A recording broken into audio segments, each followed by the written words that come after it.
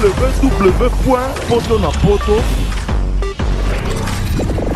www.potonapoto, ça dit que toi na poto tokotika kaka na poto avec la mine d'ombre, babi moto epela, moto epela na poto kembo alege mboyo lele,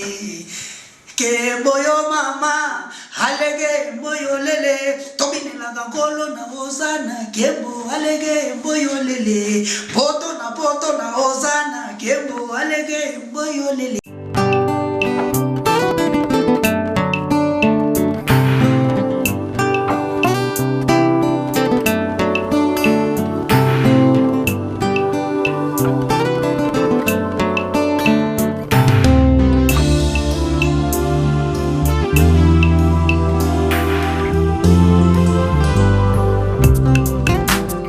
La salle Lovely's vous accueille dans un cadre exceptionnel tout au long de l'année.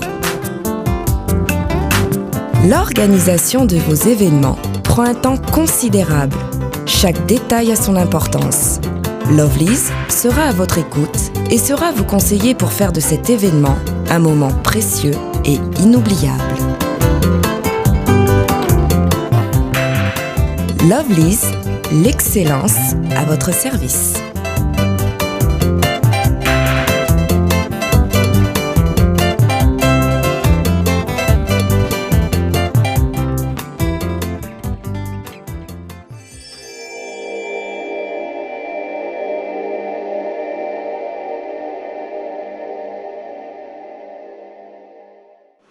Bonjour, bonsoir, bisika nyonso bozwe mibiso bana www.potonapoto to beta ke la bino masolo ya ndembo o to beta la bino masolo ya ba comédien to beta la bino masolo ya musique na biso ndenge actualité nyonso ya mboka elzalaka bana monde entier bana poto na ebike bisika nyonso bozwe mibiso na mito ya bi site musu ezate babi ya pas de le sel balobi poto na poto avec Lamine Dovo Mosakoli Motema ya mama Flossi la belle de belle donc kaka ndeto ebisaki bino 2017 o toko chite kaka na relaxa bino ba joueur na bisno toko kota na ba club nyonso toko sona ba dirigeant toko sona ba joueur toko sona ba catcher toko sona mutu nyonso o aza sportif mais na journée à lelo pour na février à lelo joueur o to bandi na ye te ko sola na ye te ko kutana na ye eza bongo joueur na biso na kombo ya Yannick Bazola Tusilu obinoso boyebi o évoluer na ba 200p évoluer na ba Mazembe évoluer na ba Bangola évoluer na ba club moins ebele obinoso boyebi kaka Tusilu joueur na bino wa betaka wa sopaka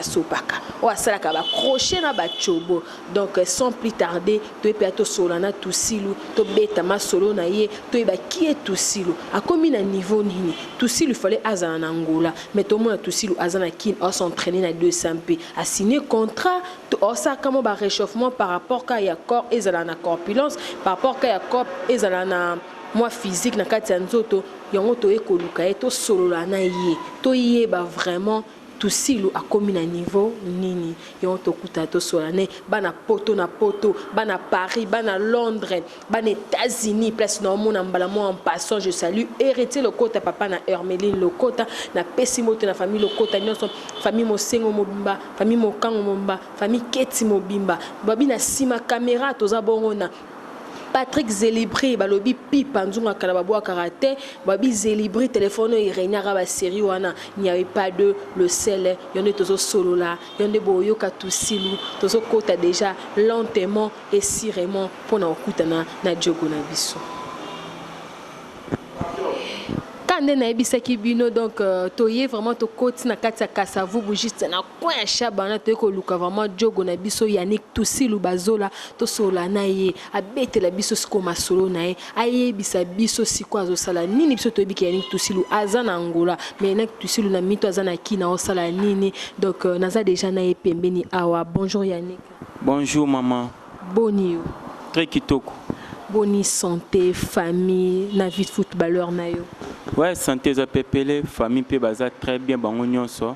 nga mon pe vie footballistique na nga donc ezokende très kitoko. na ngolo ya nzambe. ezokende très kitoko na ngolo ya nzambe comme dit Kaka Tusilu. Donc kitoko kaka ndenge vie nanga Alain Carré Kaluka dio ko yebisa nga ke vie na ezokende pe normal kitoko kaka na ndenge ya structure. Donc Kaka yebisa biso ba o ba yebi yo te opesa vraiment non na yo po kombo Kaka eza kombo na ote yebisa biso no poste no prénom o maman le rabimisa ki na libumu batu ba otalo na monde entier ba yebo peut-être manager mo ba ko na kombo Kaka eta que joueur Kaka na Congo azala raté kombo non exact vraiment. Ouais, merci beaucoup. Kombo na ngai Tusilu Bazola Yannick surnommé Kaka ndena loba toujours. Donc wana ba surnommé nga kombo wana mais kombo na nga vrai nom na ngeza Tusilu Bazola Yannick. Poni ba surnommé kombo Kaka. Bon, na sepela rapena na bete les joueurs wana tanga ndoko beta. Donc tant ba supporters ba mona ki style de jeu na ngeza même style na ye ya moni ba surnommé nga kombo wana Tusilu Bazola Yannick di Kaka. Est-ce que vous êtes sûr que beta le quoi Kaka vraiment ya Kaka vraiment yo beta le quoi yeto eza ba supporter ndé ba mona ki yo mo za sûr que beta le quoi Kaka. Mais tant ba surnommé mutu na kombo wana ba tune batala bisoti. Bato batala biso amon ke wana style ndé mona joueur wana. Donc na cause appel style ndé mona Messi ba benga Messi. Mettons ba benga Kaka c'est que na même style na Kaka. Aza vraiment même style na Kaka c'est que Kaka peut betara bien c'est que Yannick Bazola Tusilu peu c'est un bon joueur c'est un meilleur joueur athlète na biso munene na Congo otozo sola na minute o Kaka vous évoluer maintenant ou na Kinshasa. Maintenant nazongi na propre équipe na nga DSNP. Bande déjà d'entraînement na DSNP na otoko tapé centre Kalamingité. Donc je pense que bientôt là si playoff et bandi na zana bango na lisanga mona kata terrain. Yannick Tusilu na sala ino émission moko na 2016 o yebisa kinga ke na zongi na club na nga Mazembe. Sikolo biso zongi na club na yo 2-5 sko yebisa biso club no finalement ezaka nini o ba baralwa na zongi na ndako ya mama na zongi na ndako ya papa o lo ba 2-5 o lo ba Mazembe finalement to comprendre autant. Bon Mazembe eza club oyanga esombanga pendant 5 saisons. Na minute on est là ba bino boto to 6 contrat na Mazembe ina na tikala na ngo ya ona to 6 en Angola siko na zongi joueur ya Amos Mbayo. Donc Amos Mbayo mutasomanga définitivement na zongi joueur ya Amos Mbayo donc na zongi na ndaku na nga na DSNP. Tusilu azongi na ndaku na DSNP balobi Dora. Oh, je tiens à saluer les capitaines Jikon JD 200p na ba jogo na biso tout à 200p na pesi bango mbote. Donc Kaka yebisa biso ngana yebi ke Kaka za Angola au signé 2 ans na progression. Progression yango ya wapi ya province to ya capitale. Non non tu évolué na progression ya capitale, progression ya Samizanga, progression pende ya capitale na signé ki saison moko. Elle est pour saison moko et aussi là en novembre awa ndena yaki un peu vacances na kin mais siko mon président préféré na PC ba mbote place azali Amos Mbayo ndenge abaiki na zonga isusu na kati ndaku na ngapo wana ndaku na nga kati contrat noté na Angola. Non nga kati contrat na sisa contrat batu nyos na zona ba contrat na sisa na ba contrat à bonne action à bon état parce que tu dis que ba joueur na biso congolais ba beba na kana ba na Angola basi ça ba contrat na bango te loko ba joueur musu na otanga na ba kombo na bango te basi ça ba contrat na bango te donc to comment ba joueur na biso congolais to comment mal répété na bandenga ba Angola kuna yebisa biso siko vraiment yo contrat na Angola na progrès sili aux siko joueur libre. Oui contrat na ngoto si là na signé contrat pour une année et aussi là le 30 novembre si je me trompe pas na minute on a joueur libre ou on a évolué na DSNP na Dora. Vous confirmez biso ko beta na Dora bino bolobaka bino beta na Dora et puis komio ba pesenga mbongo te. Non, na confirmé tous les supporters nyonso que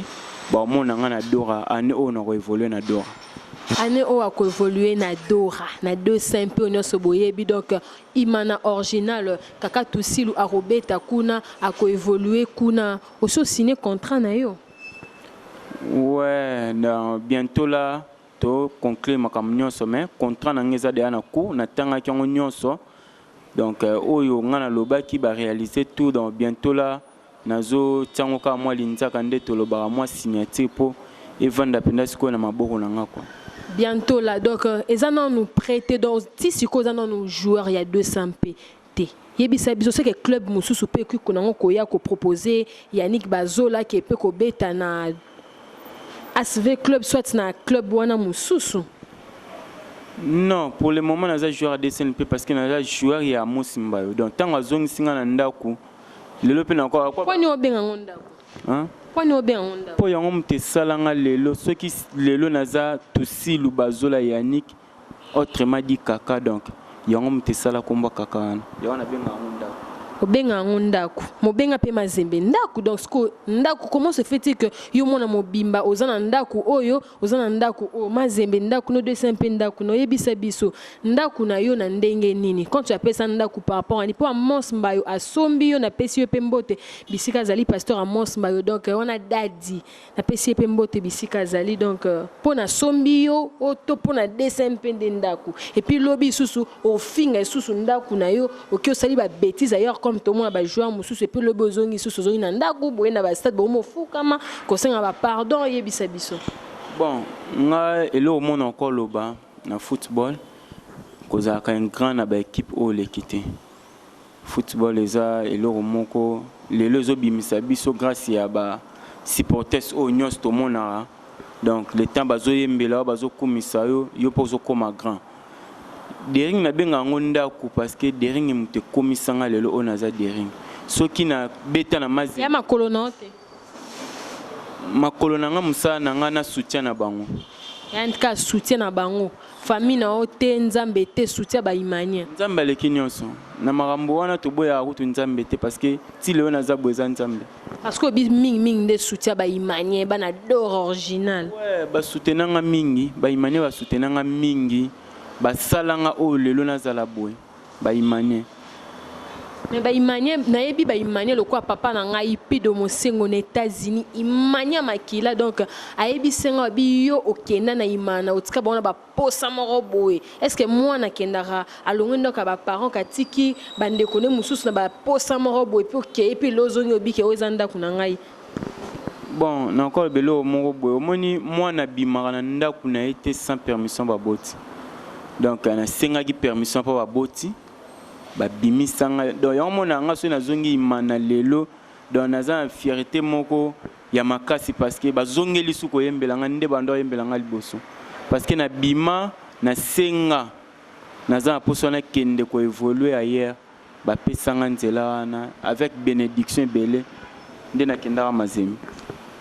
avec bénédiction benda kinda mazembe bobi kaka tusilu na ngolo koki na yo te koki na openza te bato sona batangolo babi kaka tusilu akoki na elo mote saraka chama Neymar bobi mon ami personnel auto yebisanga ya obi okoki na ote na ngola malgré contrat bazoza ka contrat na ngo inane si la chikisha cha pokende ozongi Kishasa nde oyena ndaku na osa ezaki ke ndaku no ezaki manate kaka tusilu mena minute oyo otelenga no sala entraînement na Rangers lobozongi kuna yebisa biso bale sili to ozongi na imana na ndenga normal to zongi kapo ozangi na club ndo ozongi papa non kaka tusilu azangi club te na Angola na to sala un très bon championnat o nga mona zara fier nango parce que ba image ezali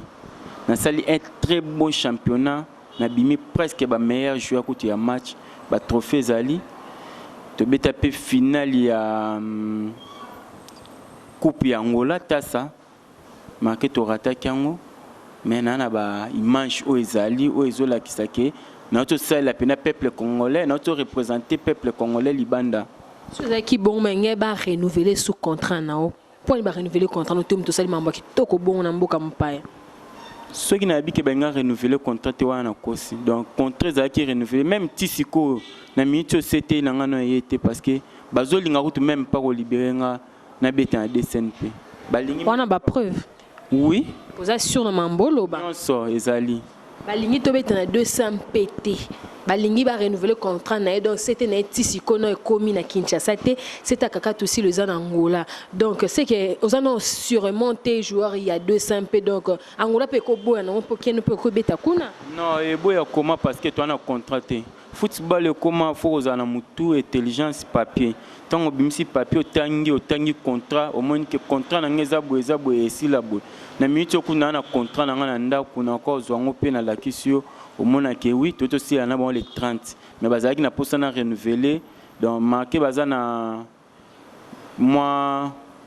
baisse ya makambo ya dollar nde koti na kati Congo na Angola donc moi dollar et mon na pendate donc biso ba étranger nde to souffrir kuna aussi la bon musale belé mais to comme gagner moins parce que bango ba lia mingi mbongo na bango ba benga kwanza donc biso ba étranger to na pas si penda ya revivre kuna yango moni na préféré na zonga na mboka na ngai. Donc kaka aussi le sujet je vois bien je te comprends bien bana tout ya monde entier kaka tusilu aboyi ko renouveler contrat na ye na Angola parce que kwanza eza pasi so bia beta kuna moyen Judar famille bonakin ekozala te lokwa bangolais bango baloba ko Judar donc ko aider et ozala te onde a préféré azonga na ye alia na ye franc congolais alia dollar c'est ça kaka tusilu. Ouais c'est ça. Dozon dimo pesa bongo. Ouais eza bongo. So y pena na beaucoup renouveler contrat eza sur base ya makambo wana. Donc la mytho so dollar et bongi mambu tout ya balar et bongi na bandenga bangola hein na pesi vie na ngai pele mbote babi roi Pelé na pesi mbote e pas oliara kwanza na bandenge ka ya kuna de magazo solate donc rozonga no kuna bon na minute onde na tede ya destin ya rozonga robeta na mboka na nga parce que ba chan ezali ba mondial ezali Manqué tout le monde na Cannes na ça qui on ba félicitations belé na parcours basali pour na ngeza c'est un bon parcours ba comme cette équipe ba comme si mboka na quart de finale na pesi coach ibenge ba mbote belé na musala zo sala continuer toujours ko sala ngo ba mirmiro le ka ki oboye alanda ngote donc quant à yo ba mirmiro o nyoso peuple congolais lobi ba fingi ba seki ba choli ba sali o za n'importe quoi tina ba Facebook ko sala ba n'importe quoi na niveau ya coach na biso ibenge peuple congolais ata bino moko musala malamu o azo sa bo mona te na petite chose buwangani lobi ba n'importe quoi yo pona yo tant que congolais et tant que footballeur cause la contre-té cause la portée. Classement coach Zaki Mabe. Non, coach a une analyse ya match par match. Donc coach a ça la classement Mbokani parce que Mbokani a trop expérimenté. Na place wana binomo bomona ki Mbokani ça ki ba encore betelo maboko na 2 minutes na 3e minute ba fingio donc to mesana déjà na makambo na pona nga tant que footballeur nyonso. O ya rofinga quelque part mais na mutema na ebike Florent Ibenga sa musala moko. Autant sur coach Moussouba Leka na équipe nationale batika au salangote. En tout cas merci vraiment au coach Moussouba Leka. En tout cas coach Obino Claude Leroy zaki ana Congolo nya en sala pona biso to comme na ba niveau azate. Na lo bana yo muto finga coach Benge yo keba. Aza même pas na ba niveau ba coach na bino. Yo muto finga Dieu merci Mbokani. Keba yo muto finga Jos Lomani sa keba parce que so ba tcheo wana okukosa lelo te soki ba tchata bimisa kasi leki no mobali to grand frère na yo aleka na TV soit akende na terrain kebeta so kokobeta ta dada bale eza très passif eza passif vraiment yo na zana joueur na biso ko expliquer biso yebisa ba réalité bomona kuna so ba tche mutu kuna esa koko mona obino bomona kuna ba réalité biso mona pona au vivre en faut aka footballeur mutu muso asala analyse ya foot likolo aibi mamba balle mais aibi o ele kana kata terrain te et ça kondenge nini leur au beti match au moins PM aussi si mutu bande o finga yo nde to ka mbwa hein et ça ronde nini na part na yo ba fi to baba o ba fingite ba Joslomani ça on a pesi mbote bon pote ba bi wana mwana na pesi mbote Joslomani ça et ça ronde ni ba beti match boy le roi ebisa ngozonga na dora boy match contre ba ndeko na biso na mususu match pe abo chape abo wai ba to fingo ça londe. Ouais bon faut ko zala na esprit moko boy ya footballistique donc tant oye et simbité parce que balle à jour par jour encore le bas oye simbité supporters tant au finga yo zana mutema munene ko kipe te tikai parce que yé pas yo qui passe quelque part ya équipe na Donc au finga na pona nga ezaka motivation pona nga.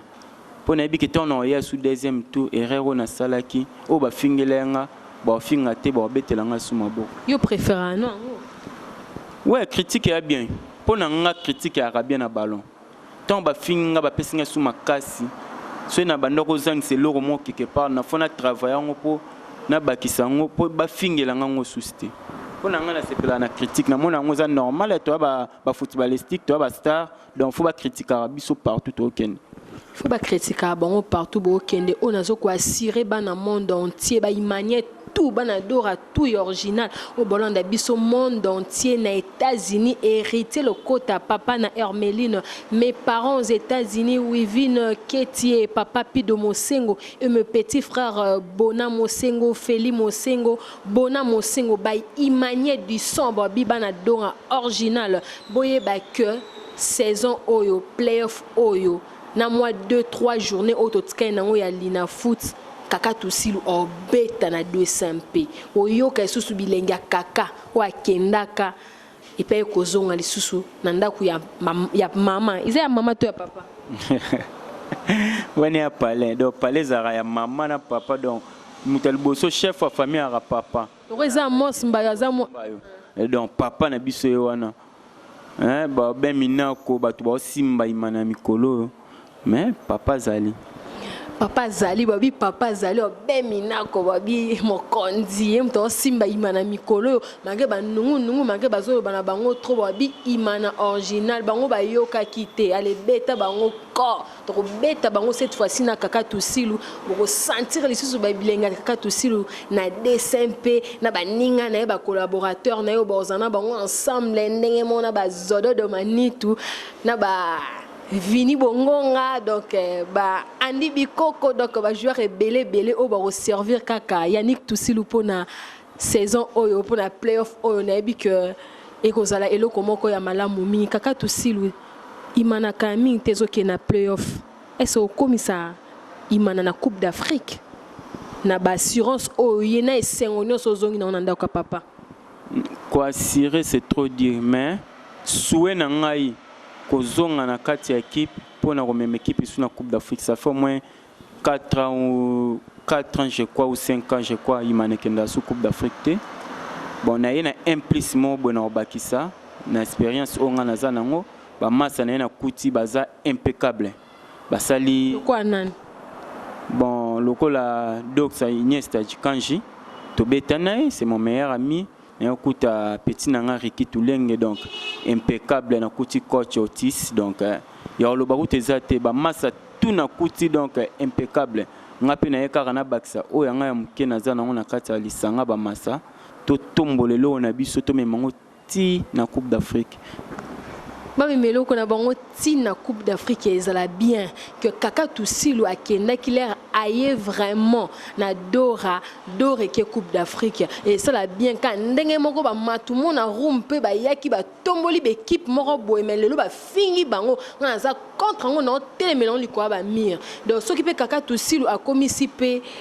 200 peu na Coupe d'Afrique et compétition africaine le biso bo fin kaka Tusilu na rozongi c'est la bino ba image opona la xabino que alobaki yango kaka Tusilu elo ni ozo ko assurer ba imanye na ndengo zongi isusu ba peso su ba chance ou comment to oyeno ka gwanora peloton leko kende to oye penza po beta bon eloko na pesa ba na wesa ba imanye na pesi bango nyonso mbote na ba imanye o nyonso ba landa biso partout il faut préciser na mikili partout ba o tout ba préciser ba imanye nini ba imanye ba ngoma mi balé il faut préciser pour bango pe na ndenge ka ya streeter pe bango na pe ba imanye donc il faut préciser les biso balobi ke bana dora original il faut ça so pe imana nini siko desen pe derin clé motema pembe o nga na ebi o na beta derin clé motema pembe na ebi ka kezara moko na ebi derin clé motema pembe zara moko donc o na beta o na lekezala ka moko o nga na ebi donc ba supporters nyonso ya derin clé motema pembe dora na pesino ba mbote belé ba tutu bolandanga na poto partout na pesino ba mbote belé donc o na ebisa bino boza mingi na confiance na biso bolemba te na soutenir biso ko supporter biso surtout poto sela bino musala malam bino bo senga biso loko moko mais faut bo soutenir biso makasi na ba conseil ko kumisa biso na ba match biso to décevoir bino to sela bino ya minene pour lelo to meme loko na biso nyonso na Coupe d'Afrique eza so esengo na biso nyonso bana doratu et ozala vraiment esengo na biso kaka tusilu oyeka pona quelques journées à playoff etikali to obeta lisusu saison prochaine to banato zanora molekinzela je ne comprends pas. Bon, pour le moment, nous avons signé un contrat il y a une année d'un club Motema Pembe. Avec le temps, ce contrat Sili, ceux qui n'ont pas renouvelé encore un contrat, je suis prêt à renouveler le contrat. Ce qui peut club musu za posa ya osala ya ko luka ko contacter kaka tusi lupona o évoluer na place mususu après inane ozana ngona imana oza après soto ngo vanda so ndora papa soit oza pe na ambition mususu ya robima libanda mboka ndé na oto ebisa na bandeli awa babimana ndako papa te sans osenga permission so club eye oui je suis joueur footballistique donc na sa carrière nanga lelo so club moko eye et solliciter ngai na monique ba makambo o na lobby eza normal na roya na osola ba parents na ngai ceux qui ba pesinga passage au bima non que ne ko évoluer bani parce que ko bima na bango ezala avec bénédiction. Bon on se appelle mon siko ya famille manana depuis poto Arlette manana benginga na meda kikita ba bisinga que kaka tusilu azongi na équipe ya capitale ya capitale na biso na DSMP poka bazwe na CAN. Pour y baigner mon bien vraiment. Est-ce que c'est solo pour que vous ayez pour na can pour na chan ou comment? Non, kozonga na ngai eza pour na beta na imana. Après ba effort na ngai, na encore ça puis ba effort plus bazunga pe na équipe nationale te. Ça me dit rien parce que coach ndem taebi mutunini alotala oyo na philosophie na nga abaksa 1+ oyo so na zone équipe nationale na tie place boy. Alors ça la ya minene. Mais encore ça la paix il y a grave. Supporter ça yembi peuple congolais lobby mais au moni pété bazungate donc et ça n'a pas gravité parce que coach aza na zo mona mutu nyonso. Coach aza na zo mona mutu nyonso na bi que coach benga tala joueur tout o évolue aka bien o mona ke o so na bétissier o na oyo et ça la kitoko donc tozo kende lentement et sirement na suka ya émission na biso na athlète na biso footballistique o eza Yannick Tusilu bazola na pesier donc ba bonne chance et belé na 200 peli susu na pesi susu ba chance na et belé na vie footballistique na makamna et kende liboso to komi bongo na suka ya émission na biso donc tozo kabona déjà na kaka Tusilu kaka toyebi ke to komi toza vraiment na ebandeli année soki ko pesa moi ba bonne année parce que pas na biso za vraiment na ebandeli non ya année moi bonne année na famille vert blanc nyonso bonne année na famille na yo na mwasi na bana na batu nyonso o ba yebi Tusilu na monde entier. Ouais ba bonne année na nga na famille na nga nanu famille bazola un peu si maman na nga tchala mbote ya place azali mon grand frère Simon Bazola mami Bazola Yves Bazola mukadi un peu si frère na ngai ndeko na nga Gelor mbote belé puis sans oublier Gelor Mbulu international Babi Gelor Mbulu international donc ngane to na ba rando e mo ga ebinde nini to sola on a pesi pe vient na moro Gelor endubu na pesi benye ndubu mbote na pesi gizor endubu mbote balobi Gelor mon pesa ba no mbote tara fo pesa bana mbote pesi maman mbote ça bien donc kaka Tusilu aza marié. Kaka Tusilu aza marié te mais aza bana mibale. Kaka Tusilu n'est pas marié mana bana mibale pesa bana mbote ça moi bien donc na pesi déjà mbote na bébé Michel-Ange babi bébé a beta ka fashion il y a des gars bébé Keren na pesi bango mbote bisika za nga ba ndo pesa ba bébé mbote na ebité so tanga ba kombo ba bébé nga pesi Keren na Michel-Ange mbote. Je n'aime trop mes enfants bana na linga bango trop il y a trop parce que baza nyonso ya vie nanga donc mbote pa na bango ezanga te bébé Keren ba place azali ba bisou belé Michel-Ange, la fille garçon papa, garçon fashion hein. Garçon fashion, babi Michel-Ange, garçon fashion, bébé moi là t'as Pampers, tina âge à 5 ans, on a 5 ans, mais là t'as qu'à Pampers. C'est qu'on a un bon rebelle. Moi, star, hein. Moi, star. Donc, boutique à vivre, n'azo vivre. Pese la ngambo te pe na ba parents na nga aux États-Unis et ça bango bien pour papa na nga za original vraiment ya papa ya des ring club moté ma pembe. Ouais, non, pese père bambo te belé. Donc, tara boté la moi na kitoko boy donc. Ya lo ba ou tes até père na mère. En tout cas, bossa musa malambo boté la biso pena moi si kitoko. Donc, c'est la biso pe musala mo ya kitoko donc na fier na bino makasi bambo te belé babona na bino place bozali. Babona ni na bango bisika bazali na pesimbo te na luya masamba balobi to samba na ya après émission donc ana ba compte à rendre vraiment nanga donc to komi bon na suka émission na biso to kaboni bon na kaka to silu et ça en moi bien donc merci vraiment. Okay, merci.